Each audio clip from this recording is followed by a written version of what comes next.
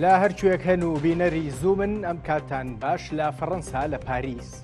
ئەو وڵاتی کە بە دڵنیاییەوە زۆر جار لەبارەی کوردەوە بە ئەرێنی لێدوانەیە کۆنفرانسێکی تایبەت بە پشتیوانیکردنی سووریا بەڕێوەچوو پێم وابێ لە سەرەتایە کاتێک باز لە کۆنفرانسەکە کرا قەرار بوو بڕیار بوو نوێنەری کورد لە ڕۆژاوای کوردستان با بڵێن لە کۆنفرانسەکە ئامادە بێ بەڵام دواتر فۆرمی کۆنفرانسەکە گۆڕانکاری بەسەردا هات تەنها وەزیرانی دەرەوەی ئەو وڵاتانی معنین با بڵین بە پرسەکە ئەوان بەشدار بوون بەرحاڵ نوێنەری کوردی تێدا نەبوو بەڵام کەمێک لەمە پێش ئیمانوێل ماکرۆن سەرۆکی فەڕەنسا قسەی کرد لە کۆنفرانسەکەیە بە دڵنیاییەوە کوردی بیر نەچووە سەدەی بیر نەچوو و دووبارە وتی کە پشتیان بەرنادەین سەرباری ئەمانە پێم وابێت جۆرێک لە نیگەرانی لای کورد بە گشتی وە کوردی ڕۆژاوای کوردستان بە تایبەت هەیە بەوەی کە کۆنفرانسێک لەبارەی سووریا و بڕێوە چێ چۆن نەکرێت پێکاتێکی گرنگی وەکو کورد کاڵم پێکاتێکی گرنگ لە باوڵین ڕەهەندە سیاسی و ئیداریەکەی وە ڕەهەندە سەربازیەکەیشی لە چوارچەی شەڕی داعشە تۆ نەکرێ بەشداری پێ نەکرێ ئەوەی ناخۆشە ئەوەیە کە کۆنفرانسەکە لە فەڕەنسا بووە و بەردەوام کورد ئێمەمانان بە باڵین بە وێنەی زەینی فەڕەنسی واتێگەین واتێگەیشتوین کە پشتگیری لە کوردەکە بەڵام وان نەبوو ترسین لەمە ڕاستیەکەی نیگەران بین یان دنیا کۆتایی نەهاتوە هێشتان زۆر پرس لەبارەی سووریاوە هەن و دەکرێت لەو نێوەندەیە کورد شوێنی خۆی بکاتەوە بە دڵنیاییەوە فەڕەنساش یەکێکە لە وڵاتانی کە لە دوای پێشهاتەکانی دوای حوتی ئۆکتۆبەر و تر گۆڕانکاریەکان لە فەڵەستین لە لوبنان ئینجا لە سووریا یەکێکە لە وڵاتانەی ئەوێ بگەڕێتەوە پێگەی خۆی بگەڕێنێتەوە بۆ ڕۆژهەڵاتی ناوەڕاست قسەیەکەیەکە لەو بارەیەوە بە دڵنیاییەوە زۆرێک لە هەمانگی دەکرێت لەگەڵ ئەمریکایشە هەبێ بۆی فەڕەنسا بگەڕێتەوە و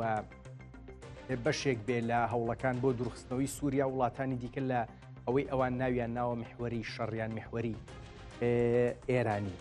من ئەم پرسانە بە دڵنیاییەوە وڵا پرسێکی دیکەشە بۆ ئەویش باسەکەمەوەی لیژنەکەی کە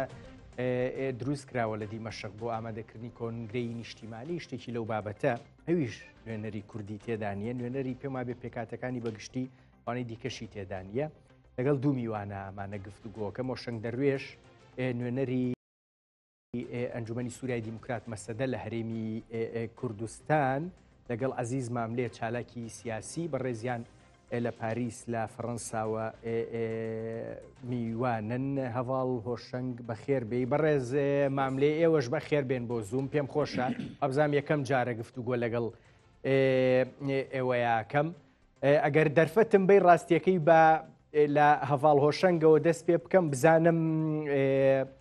بە هەڵوێستی ئەوان لەبارەی کۆنفرانسەکەی پاریس چییە بۆیە ئیزنت لێوەرەگرن بە دڵنیاییەوە لطفت هەیە هەواڵ هۆشنگ نیگەرانن بێگومان ئەو نیگەرانیەت و بڵێ نیەتی لایمە چونکە ئەمزانن فەرەنسا هەر هەلوێستی بەرامبەری ڕۆژاوای کوردستان تایبەت دیارە لایمە ڕوونە نەجارێک و دووجار هەلوێستی فەرەنسای فەرمی بەرامبەری کورد و خۆسەری و قەسەد یانی سەر ئاستێن دەی هەری بەرز لێ فەرەنسا دیار کراوە یانی وتی پشتیوانن و هەر داعمژی هەبن وتی هەر دەبێت کورجی شوونی خۆ و پێگا و جێگای خۆ لێ عملیەی سیاسی لە شام بیگرن یانی ئەمە تەواوە هەلوێستی فەرەنسا بەڵام بێگومان وەک تەژی کەرەم کردەوتی ئەم کۆنفرانسە بتایبەت دەبێت خۆمان زانبن بەردەوامە بۆ کۆبوونەوەی عمانە و دوایی کۆمبوونەوەی سعودیە بوو ئەمە ئێسیەم لە پاریسە و مانگی داهاتووژی کۆبوونێک لە بەلجیکە هەیە بۆ ئەو دەوڵەتین مانح ینی پەرە بدن بۆ سووریا بۆ ئاواکردنی سووریا لە برۆکسلە بە گرنگی ئەم کۆنفرانسە بڕاستی وەک تۆژی ینی کەرەم کردوتەوتی فەرەنسا ینی سەرۆک ماکرۆن بخۆ هەلوێستێکی زەلال داوە بۆ سووری بگشتی و هەر بۆ وەزعی کورد و قەسەجی ڕۆژئاوای کوردستان و بیرمان نەڕوە ئێستا نوێنەری فەرەنسا تایبەت یانی ڕۆژئاوای کوردستانە هەر بەردەوام هەوڵدان هەیەش بۆ چوون توانە بە وەزعی کورد یەکرێزی مالی کورد بکە چون یەک نەرینێکی هاوبەش هەبە یەک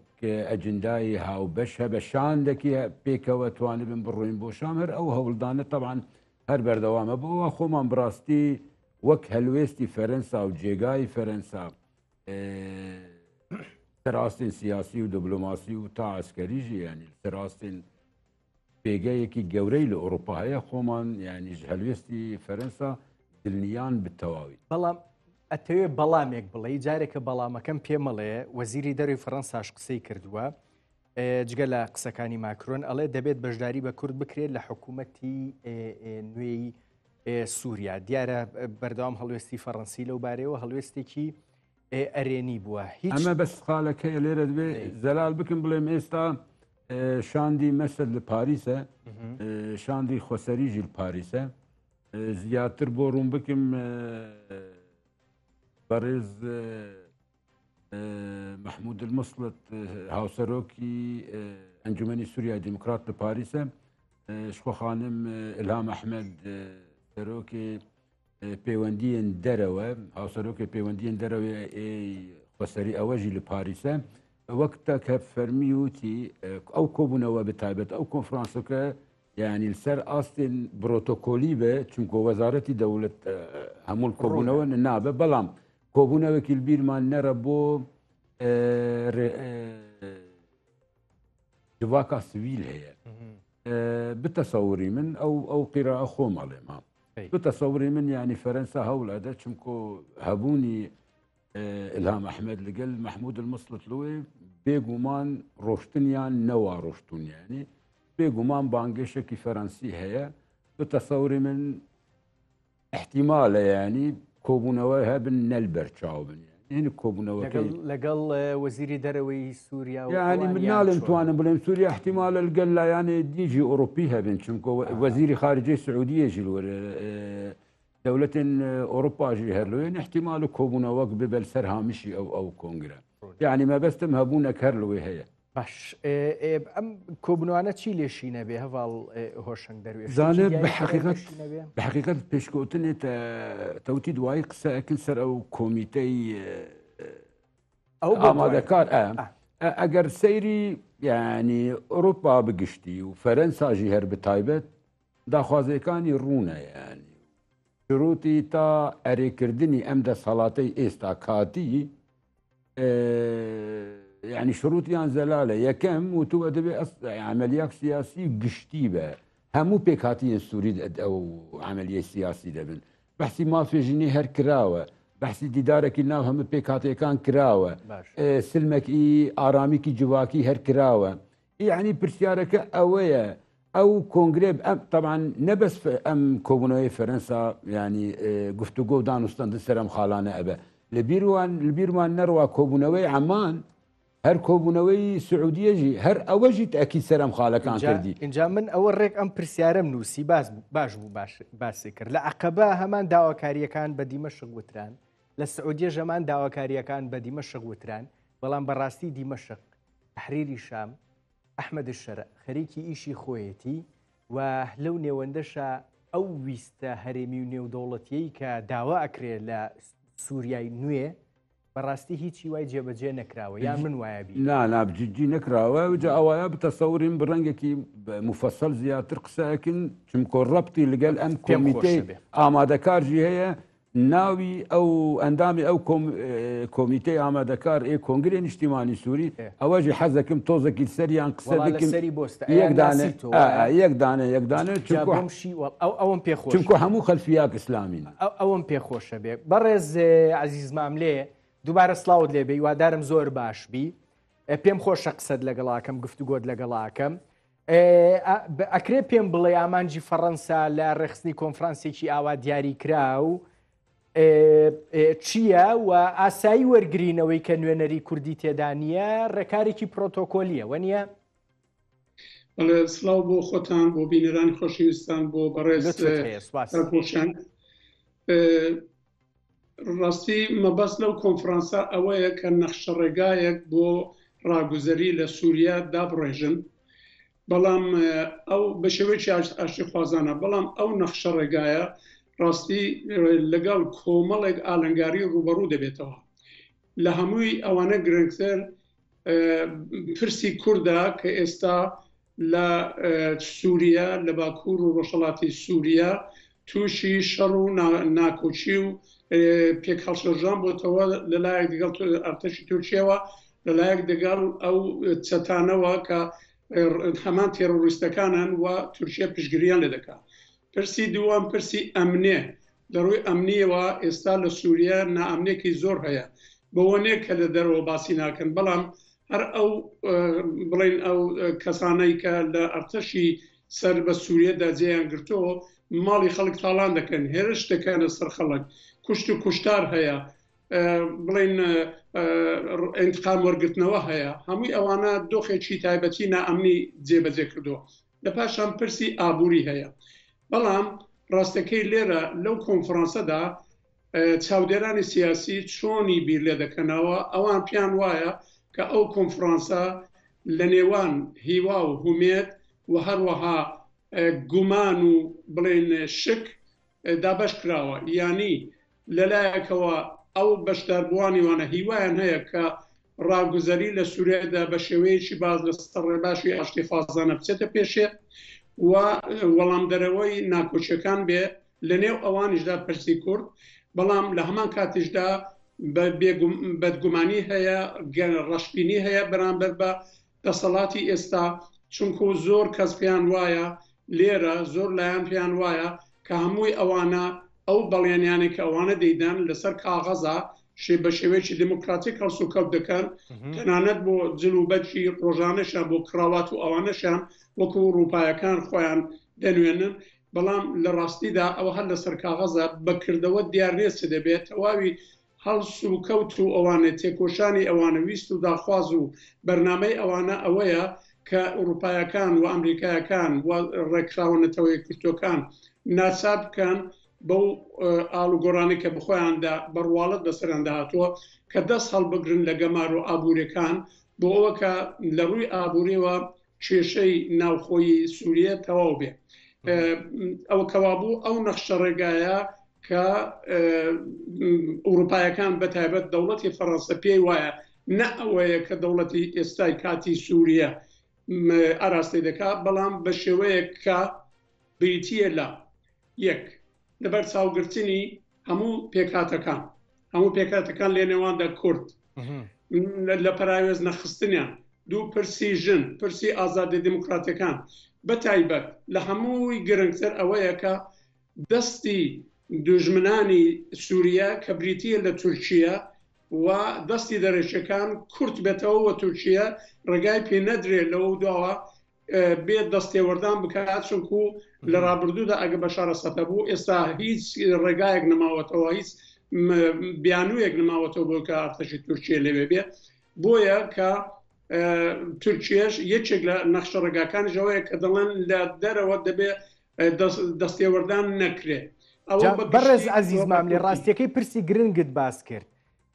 ئێمە کۆبوونەوەی دیکەمان بینیوە، لە عەقەبەش بینیمان، لە سعودیەش بینیمان، ئەم قسانە بە گشتی کران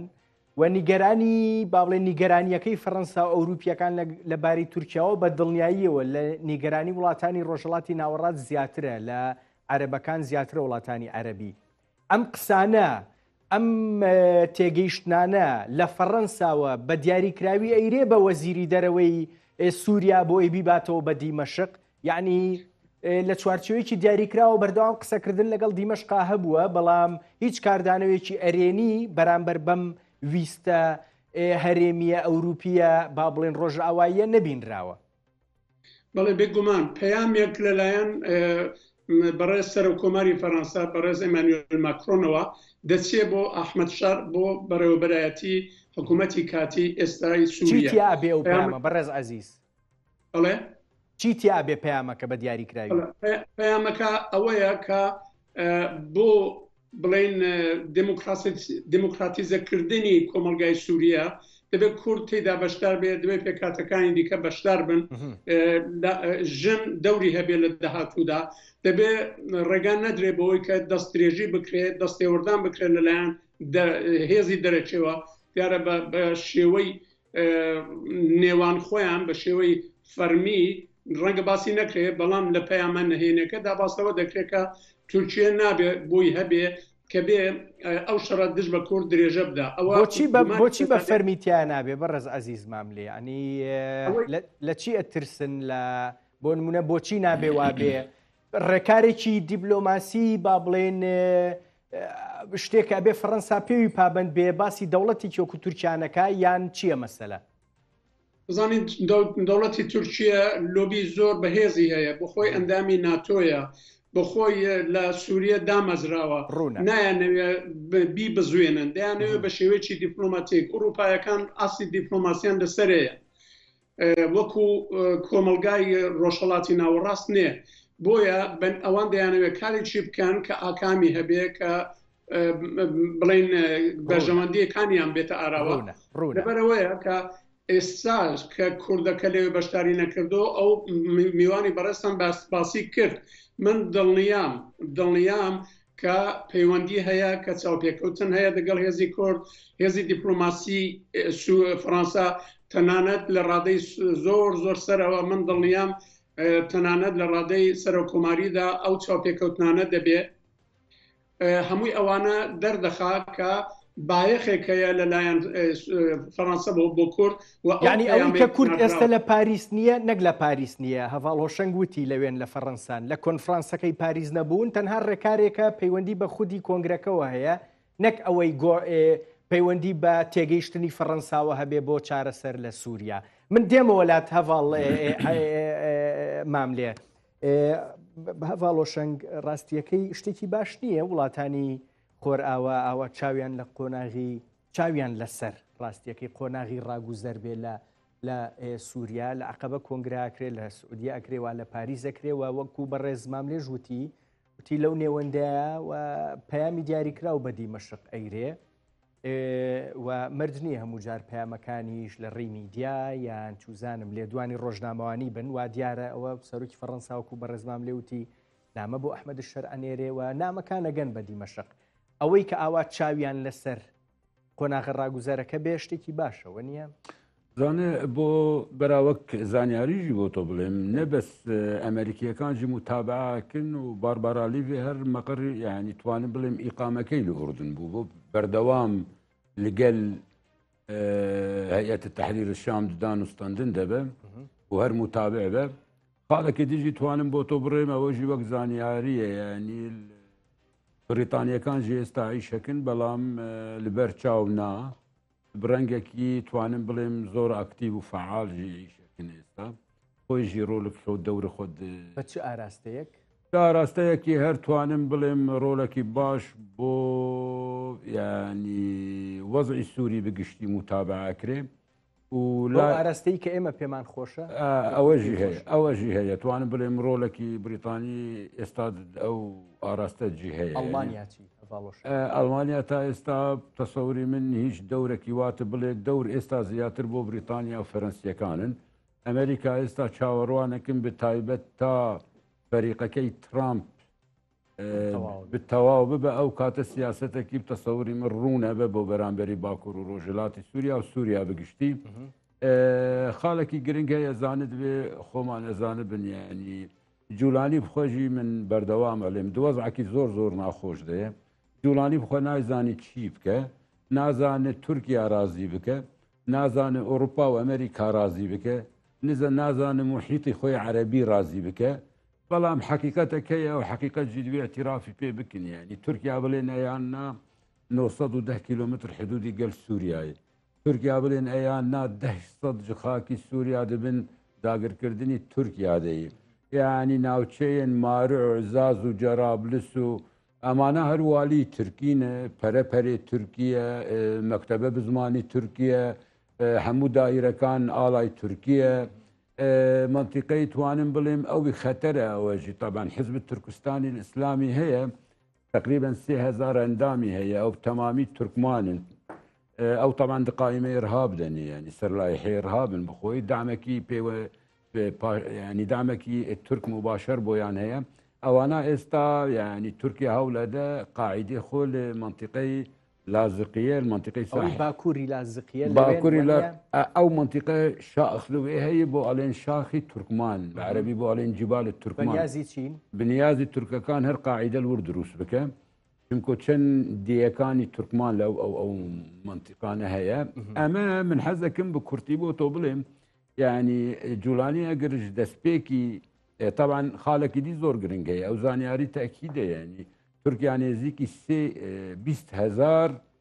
دبن ناوي راويشكارين بو آواكردني سوريا لسراستين عسكري لسراستين اقتصادي يعني مع الزانياري هي الناو كوشكي كومار بخو هي بو مسالي بروتوكول وتشون بيشوازي ميوان بك وتشون نكا او يا ام همو ام ترتيبات تركي القليان بونا ما بس من ويستي بلم تركيا يعني استاد دستي لسوريا زور هي زور بقوته دبي تشاوروان بكن جهلوستن و جولاني هبه يعني امره ايوارل قال كسن جبرادري خوماني وا سياسي بو منقاش كرد من وتي بري چند روز 15 16 جروبين چكدار كوبونوا وتكليف كراج جولاني سروكي مرحله انتقاليه او جروبين چكداري تازه بونه دبن چتري وزارتي برگري عيني اوانن استشاري جسري قرقوزاش وسدي تشرين اكن تيوي واتي تشيم تيواتا اگر وابه يعني دمشق شري باكور روجلاتي سوريا استاكر جولاني دبي جاري كم ترك رازي بك وك منوتي نازان تشوم وسعوديه جي يكسر هاتا وسرخط ترك السعودي جي عليه خوم رازي ناب موازنه لام بينته بروي بك وبن تشارشوي عثمانيه كان يعني تازه اما خالد وهم جولاني جي بخب حقيقة حزأك قناتي بقوة تربلقى السعودية يكام سعودية محيطي عربية أو بوغرينجا خالد دوام يعني البيرمان نروى السعودية قاغزي بقوة هي وانا بوجه جولاني جوان بك أوروبا وأمريكا باعتماد السر أمريكا بيويستي بسعودية هي بو مسألة تطبيع لقال إسرائيل أو خالك جرينجا السعودية تواني التحكم بأسعار النوت بك أوجه بو أمريكا كان جرينجا باراج البير مال نروى استا بحث استثماراتي 600 مليار دولار اكبو ترامب لامريكا قال كان امانه زور بس شيء اگر دقت بدن استا تشتي للشام جزري براستيج دس بيكي هاتني 8 ديسمبر تا استا بهيج شيء ويكي هنگاوكي ونابيننج سوريا الروي بالي دولتكي ديمقراطي لا مركزي ما في همو بيك هاتين سوري دبن چتری دستوری سوری د پارێزراوە وڵا با یەک پرس بەجێ نەهێڵم بەس بە کورتی جوابم بەرەوە ئەوەی کە تا ئێستا ئەفرین سەرێکانی و گرێسپی ڕاستیەکەی تورکیا ناوێرێ نایەوێ بیاتەوە بە هێزەکانی دیمەشق پەیوەندی بە چیەوە هەیە و لە ئەفرینیش با بڵێن شتێکمان بینی هێزێک لە حەلەبەوە هاتن ماوەیەکمانە و دواتر کشانەوە متمانە نییە یان جارێکە ئەوێ لە ڕێگەی هێزەکانی خۆی و فشارەکان لەسەر ڕۆژاوای کوردستان بەردەوام بکات زانێن ئەو بۆ فشار ئەو تەئەکیدە 100% بەس خاڵێکی دی هەیە نازانم ئەگەر لە عینی ئەم بەرنامەی تۆ جارێک من وتی یا لە شوونێکی ڕاگەاندنێکی دیموتی تورکیا هەر بەردەوام احتیفاظ بە ئەم هێزە ئەکە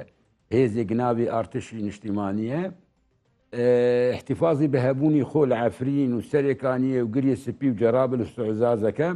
چمکۆزانی ئێستا تەدەخولات لە سووریا وردە زۆرتر ئەبن زۆر تورکیا بترسە جوولانی تەواوی بڕۆی بن چەتری سعودیە خاڵێکی دیژی گرنگتر هەیە ئەو بتەسەوەری من ژەمە گرنگترە ئەگەر دە ئایندەدە ناکۆکیەکی ئیسرائیلی تورک بزەختێکی ئەمریکی ئەو کات لەسەر جوولانی زیاتر بوو ئەو کاتە تورکیا ناڵێ بتەواوی واڕۆشتم دەرەوەی سووریا نادەوێت قاغەزن دەستی هەبە بە قووەت ئەو قاغەز بکاربینە قاغەزی بەردەستی بقووەت چییە؟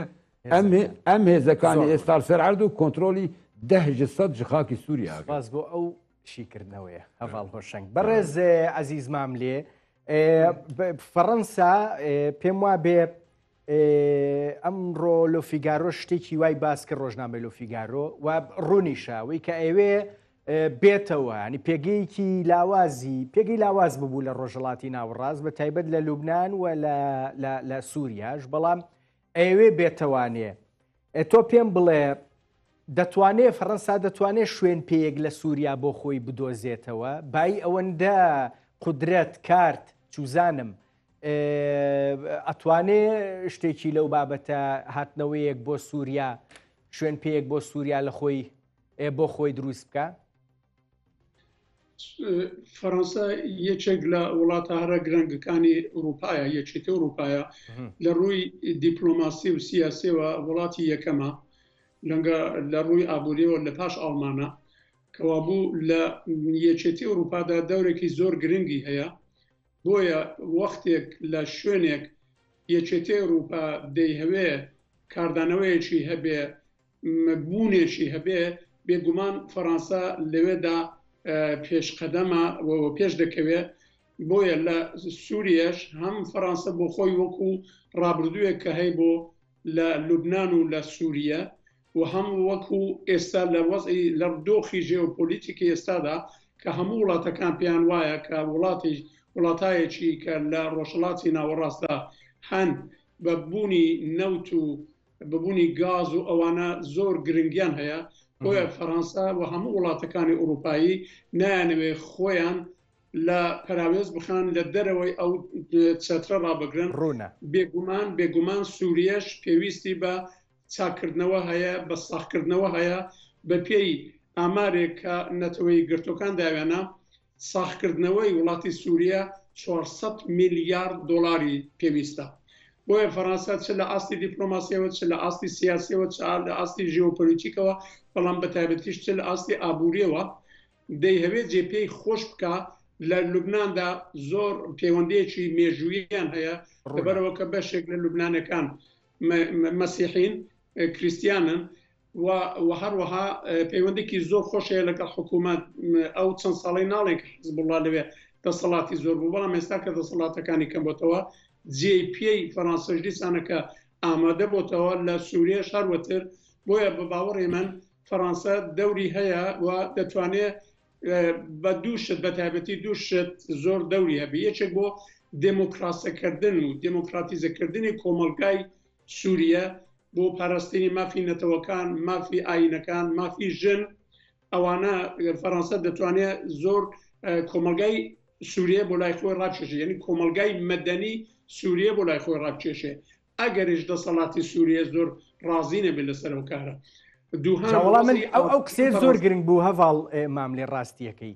پێدەچێ ویستەی کە فەڕەنسا ئەوێ نفوزی خۆی هەژمونی خۆی بێنێتەوە بۆ سووریا لەگەڵ ویستەکەی دیمەشقا یەک نێتەوە لەو نێوەندەیە بە دڵنیاییەوە فەڕەنسا پێویستی بە کارتە بێ بۆ ئەوەی بتوانێ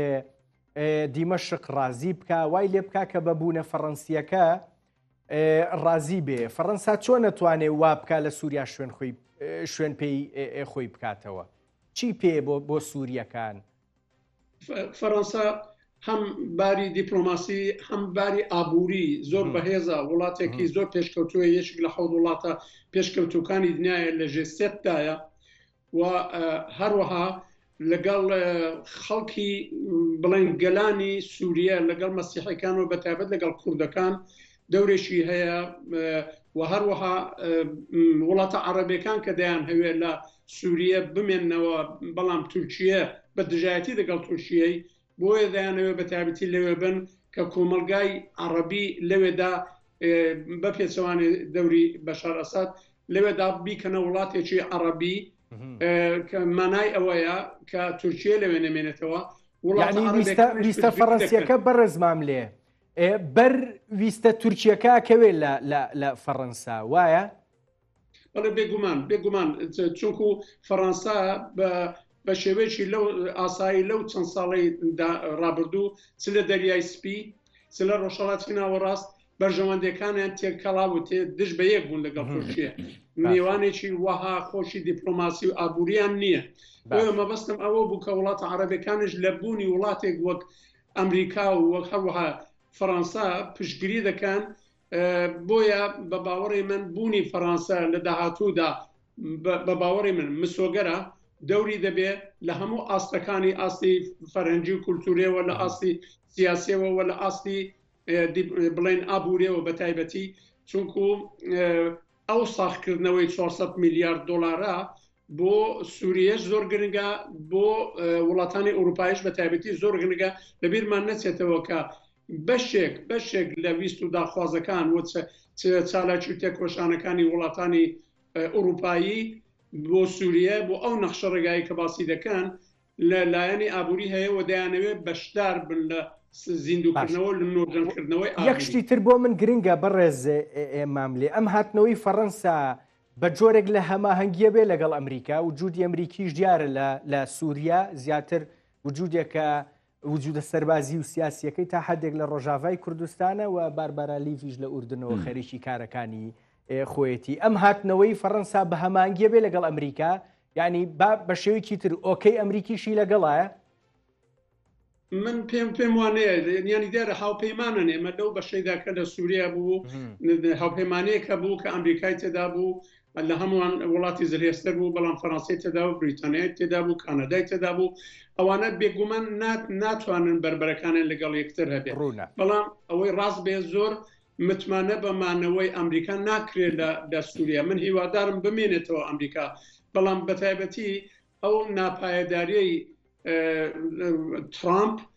لە بڵێن پەیوەندەکانی ناونەتەوەییدا بۆتە هۆکاری وەی کە خەڵک زۆر متمانەی نەبێت بەمانەوەی دوور و درێژی ئەمریکا بابوو شێ دەمێنێتەوە لە ئەوروپا یەکێتی ئەوروپا چێن و نەرایەتی یەکێتی ئەوروپا دەکا دەوڵەتی فەڕەنسایە یعنی تۆ پێت وایە ئەگەر ئەمریکاش بکشێتەوە فەڕەنسا وڵاتانی دیکەش پێدەچێت لە سووریا لە ڕۆژاوای کوردستان بمێننەوە هەموو لێدوانەکانی فەڕەنسا مانەوەی سەربازی مەبەستە وە سیاسەتەکانی فەڕەنسا لەوە دەچێت کە فەڕەنسا سیاسەتێکی دوور و درێژی دێت سێ بۆ پشتگیری لە کورد وچە بوومانەوە لە سووریا ڕوونە هەواڵ هۆشنگ ئەزانم ئەتێ بێتە سەر و ناوانەی کە لە لیژنەکە هین بوون بەس یەک دوشتی تری سیاسی ماوە ڕاستیەکەی ئەمەوێت لەگەڵ تا باسی بکەم ئینجا دێنە سەر لیژنەکەش وتت گەر کابینەکەی ترەمپ تەواو بێ وردەوردەی تر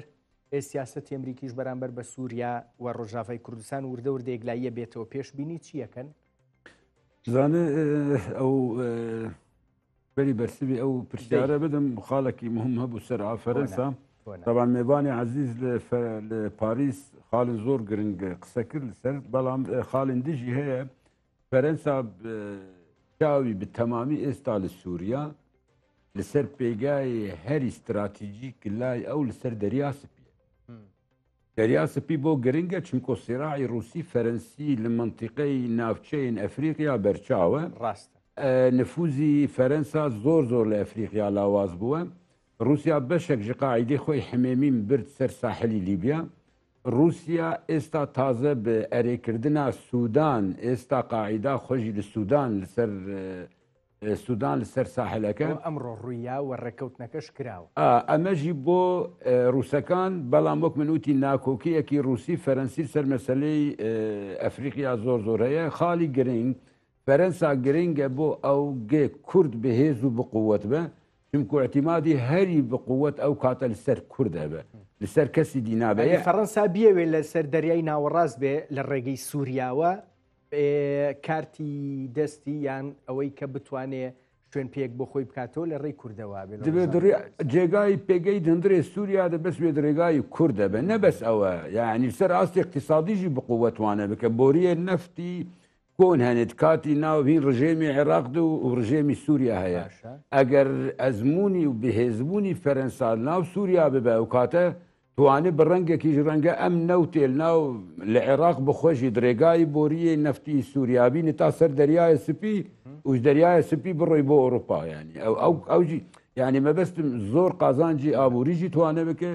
و اقتصادیژی توانە بکە بەرام وەک لەشکەری ئەمە مهم خۆمان بڵێن هەبوونی فەرەنسا ئێستا باکوور و ڕۆژهڵاتی سووریا هەیە دناو ئەمیزە و پرسیارە بکەم من لەم ڕۆژانەیە ئەوم بیست گوایە هێزی فەڕەنسیش ئیتر وردەودە لە ڕۆژاوای کوردستان خەریکی جموجوڵن و جۆرێک لە هەمانگی لەگەڵ ئەمریکیەکان هەیە یان نا من ئەمە ئەبیستم بەڵام دڵنیا نیم لێی تۆ لەو بارەیەوە چیت زانێ هێزی فەرەنسی هەیە بەس نەب ئەو قووەتی زۆرە هەژماری زۆر نییە بەرا حقیقەتە هەیە خۆمان بڵێن هێزی بقووەت و کلیلی هەبوونی لەشکەری دە باکوور و ڕۆژهڵاتی سووریا گرفانی ئەمریکا ئەمە بەرامە زەلال بن بتەسەوری من ڕاکێشانێک ئەمریکی ببە باکوور و ڕۆژهڵاتی سووریا بێگومان فەرەنسیەکانژی دەرەچن و بریتانیەکانژی دەرەچن و ئەڵمانیەکانژی دەرەچن چونکۆ فەرەنسا بە تەناخۆ ناتوانێت بە هیچ شێوەی بەرامبەری تورکیا بووە. ئەیچی ئەگەر ئۆکەیەکی ئەمریکی ویستێکی ئەمریکی بۆ کشانەوە هەبێ بەڵام لە چوارچەوەی هاوپەیمانی نێودەوڵەتیە وڵاتانی دیکە بمێننەوە. ئەمە بتەمامی ئەبە مەوزوعکی دی چونکە ئێستا ئەو مەرحەلەی کاتی بایدن یعنی تازە ترامپ نەبوو بوو سەرۆکی ئەمریکان ئەو ناوچەی دناو ویلایات ترامپ بایدن و ترامپ مەلەفی کورد بتایبەت و دانوستاندنێن لایەنێن کوردیانی پەیەنەکەوانەکەسی ڕوون و بەرچاو بوو ئەمریکیەکان گڵۆپێکی سەوز دابوو فەرەنسا خەریک بە ینی خۆت لەسەر ئەو مەلەفە ئیش بکە تا ترامپ بێ ئەگەر ئەمریکا حەزی لێبە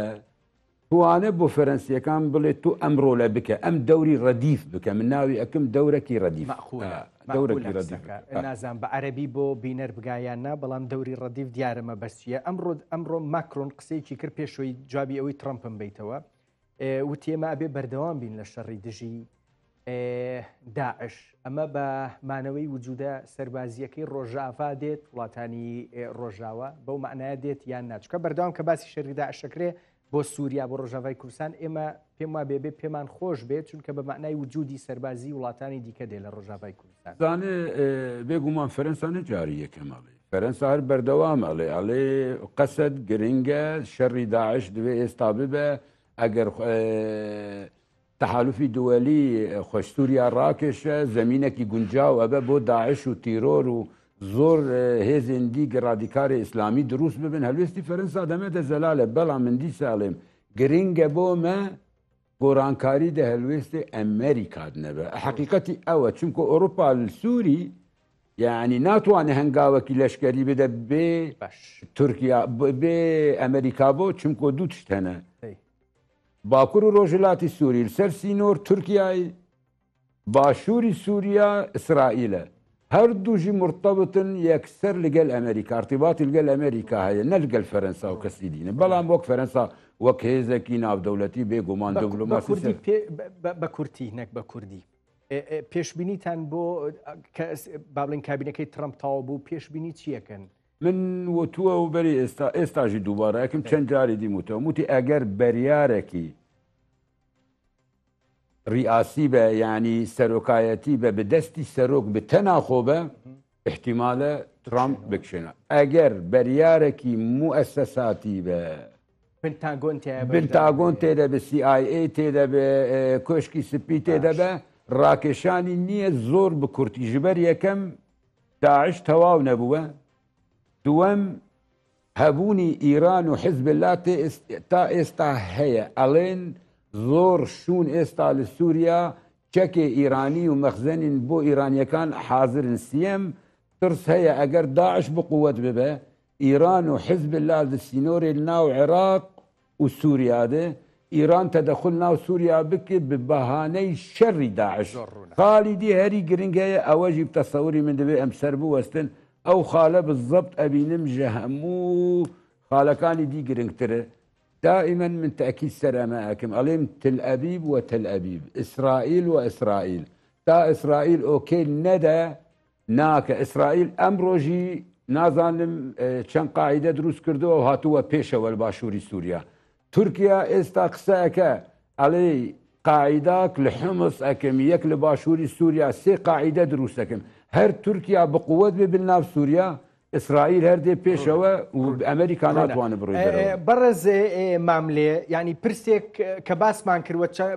لە چەند هەفتەی داهاتووشان لە بڕۆکسل بە دڵنیاییەوە قسەی لەبارەوە کرێ مەسەلەی ئەگەری لابردنی سزاکانی سەر سووریایەوە ئەمە پرسێکی گرنگە متمانە ڕۆژاواییەکە گەیشتۆتە ئەوەی ڕاستیەکەی سزایانە لەسەر سووریا لا ببرێ یان نەخێر جارێکە مەسەلەن سوکردنی سزاکان بەرامبەر بە جێبەجێکردنی هەندێک داواکاری دیاریکراوی وڵاتانی ڕۆژاوە بە فەڕەنسایشەوە بێگومان نا وڵاتە ئەوروپایەکان زۆر وشیارن بەرامبەر مۆتزەر زۆریش هەستیارن بۆ پیان وایە دەبێت گارانتی هەبێ لەلایەن حکوومەتی نوێی سووریا بۆ ئەوە بۆ چەند شت یەکەوەی کە دابەشکردنی دەسەڵات ئەو دەسەڵاتە نابێت تەنیا بەدەستی تەحریری شام بێت بەدەستی ئەو هێزە ئیسلامیست و جیهادیستانە بێ کە لە ڕابردوودا هەموومان دەیان ناسیم. دووهام بەشدارکردنی ئەوانی دیکە بەشدارکردنی ڕێزگرتن لە کەمایەتەکان وەک لە کوردەکان لە کریسیانەکان لە هەمووی ئەو پێکاتانەی دیکە بۆیە هەتا ئەو گاڕانتیانیان مسۆگەر نەبێ هیچ لەوانەیە کەمێک هندێک سوورکی بکەن بەڵێنیان داوە کە لێستەوە هەتا ئاخری ئەو ماگە بڕێک سووکی بکەن کە مارۆکانی بڕێک لابرن سوکردەکە بە شێواکە سووریا با بڵێن تۆزێک ئیسراحەتێک بکە بێنەوە سەرخۆیان یان نەخێر وا نابێت کە با بڵێن پێچ بکەنەوە بە ئەو دی و داواکاریەکان وڵاتانی ڕۆژاوایە. بێگومان دڕدۆنگی هەیە بەرامبەر بەدەسەڵاتی ئێستای سووریە لە وڵاتەکانی ئەوروپایی بڕوا ناکەن بەوانە ڕاوەستاون لەسەر کاغەز نییە بە قسە نییە ڕاوەستاون بە کردەوە بزانن بەڕاستی چەندە لەگەڵ قسەکانی یەک دەگرێتەوە و چەندە دەتوانن بەڕێو ئەو دموکراسی کە ئەوروپایەکان پێداگری لەسەر دەکەن بۆ داهاتووی سووریا دەستەبەر دەبێ و مسۆگەر دەبێت کەوا بوو هیچ یەک لەوانە هندێک سووکی دەکەن ئەویش تازە دیار نییە وەزیرانی دەرەوەی هەمووی وڵاتانی ئەوروپایی لە مانجی داهاتوودا لە حوتوی داهاتوودا لە برۆکسل کۆ دەبنەوە و ئەگەر بگەنە سەر نەزەرێک سەرقەناعەتێک لە ئاخری ئەو مانگەدا کەمێک ئەویش هەمووینە کەمێک پلە بە پلا باشکی دەکەن بەڕێزمام لێ پرسێک زۆر گرنگە وجودی ئەمریکی بوونی ئەمریکی بوو لە کۆنفرانسەکەی ئەمڕۆیە وەکو چاودێر وەکو وڵاتەکانی دیکە بەشداری نەکردووە ئەتوانی پێم بڵێ ئەمە لە ڕووی مەسەلەن سیاسیەوە ئەتوانێت چۆن پێناسە بکرێ؟ ڕاستەکەەوەی ئەمریکانانەکەی استراتێژێکی نییە بۆ حکوومەتی داهاتووی سووریە لە ناو سووریە استراتێژێکی نییە لە ڕووی نظامی و ئەسکەرەوە لەوەیە ئەو میوانی بەڕێستان زۆر بە جوانی باسی کرد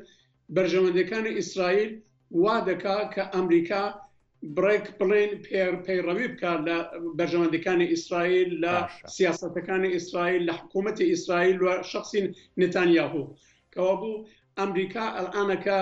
ناتوانێت هەتا زمانێک بەتابەتی پرسی ئێران یەکسەرە نەبووتەوە یەکلایی نەکراوەتەوە ئەمریکا بە باوەڕی من لە سووریە ناچێتە دەرێ بۆ چونکو ئیسرائیل سەری مارەکەی ماوە پانیکاتەوە ئیسرائیل جارێ حزب الله و حماس و ئەوانەی لە ناو بردو زۆر کەس و لاوازی کردوون بەڵام بەشی هەرە سەرەکی پشتی ئەوانە ئێرانەکە ئەنە دیتمان دۆنێ پێرێ لە شت لە ئێران نوێنەری حەماس و قسەی کردەوە پول و پارەیەکی زۆریشی لەگەڵ خۆی بردوێتەوە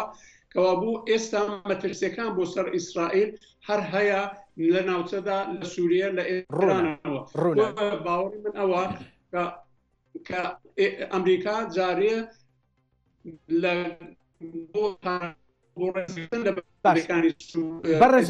بەڕێزمام لێ من حەزەکەم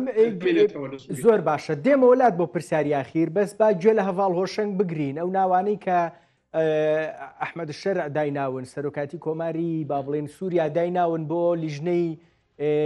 ئامادەکاری بۆ کۆنگرە نیشتیمانیەکە ناوەکانیشی نووسیوە و با بڵێن مەلەفی هەموو شیانی لایە بزانی نەمانە چێنین هەڤاڵۆشەنگ چێ نەمانە چیان کردووە پێشتر وەڵا ئەمانە توانم بڵێن بۆ تۆ ینی وا دیارێک جۆلانی بە تەواوی وا ئەڵێ خۆم حکوومەتێکی ئیسلامی سیستەمێکی ئیسلامی بتەواوی ئەبی و تا 4-5 ساڵ خۆم و هەتەش ینی دەستەی تەحریر شام حکمی هەموو تشەکنیانی یەکەم ژە ئەو کۆمیتێ ئامادەکار تاوان ئەم کۆمیتێ ئامادەکار یعنی بە هیچ شێوەی وا دیار نادگ تەوافقەکی لەسەر هەموو پێکهاتیان سووریت سەر هەیە یەکەم ژناوە ناوی یەکەم شخۆ ناوی یوسف الهەجرە بۆوی ئەڵێن ئەبوو بەرائە ئەم یوسف الهەجر ئەبوو بەرا یعنی تۆ تەسەور کە بەروبەری مەکتەبی سیاسی هەتەشت ئامایاوێ دەوری بلێدا طبعا خەلفیەی ئیسلامی ڕادیکاریە لە ئیدلب و توندرەوە ناوی دووەم لایەوە مستەفا الموسا هەیە ئەوژی بۆ ئەڵێن ئەبوو حسێن الحەموی ئەمژی وەک لێرە لای خۆمان ئەڵێن جەنابی تەسەور کە ئەمەژی جەنابی سەرۆکی ئەنجومەنی شوورەی دەستەی تەحریر شامێ یعنی کاتی هەتەش دێ تو بڵێ سەرۆکی ئەنجومەنی شوورە یعنی توندرەوترین ئیدئۆلۆژی و فکر و مەبادئ و شەریعەی ئیسلام و چون تەطبیقی شەریعەی ئیسلامی بکنی قال ACM لاي ما يشخو محمد مستت بودويجن او محمد اوجي دستي التحرير الشامي جا مفارقه السير لايمه محمد مستت بخوي بروبري تندرستي بو لوزاره تندرستي لحكومتي انقاذي الشرع جولاني بخو الادلب دروس كردو ئەمانە هەمویان خەلفێتی با بڵێن تەحریری شام پێشتریش نووسڕە بوون هەر لەگەڵ هەر ئەوەن ماهر علوش ئەم بتایبەت ماهر بخۆ چەند ساڵ سجنجی کراوە اعتیبار دەبێ منەزرە